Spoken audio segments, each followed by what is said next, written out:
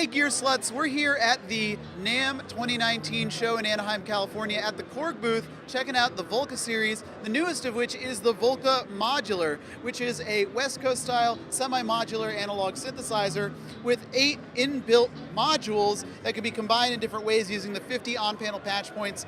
Comes with 20 of these pin patch cables, which you'll be familiar with from synthesizers like the Werkstatt and the Bastel series. And it's a West Coast synth, so you have, instead of filters and envelopes, you have functions and low-pass gates. And the source module over here is really cool because it's a analog triangle core VCO modulating another analog triangle core VCO. So you can get that frequency modulation that's common in West Coast synthesis, but you also have a wave folder, so you can wave shape and create cool timbral content that way.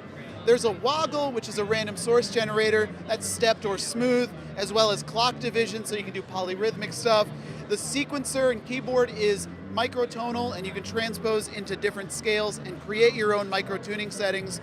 The functions over here, one of which is free running, can be triggered by themselves to, for example, loop, and then use that as an LFO.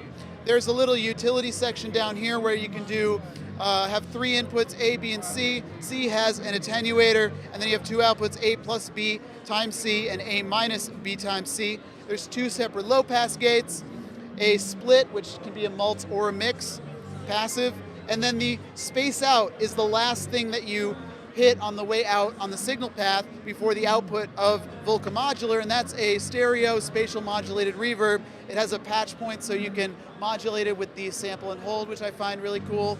And there's also connectivity with Eurorack. There's a CV input on this 1/8 inch jack right here, which is stereo, and one of the connectors in the stereo 1/8 inch jack is CV and the other is gate, and this will accept that signal in and convert it to Volca Modular's internal voltage, so you can control it via a CV gate keyboard, a sequencer in your Eurorack, etc.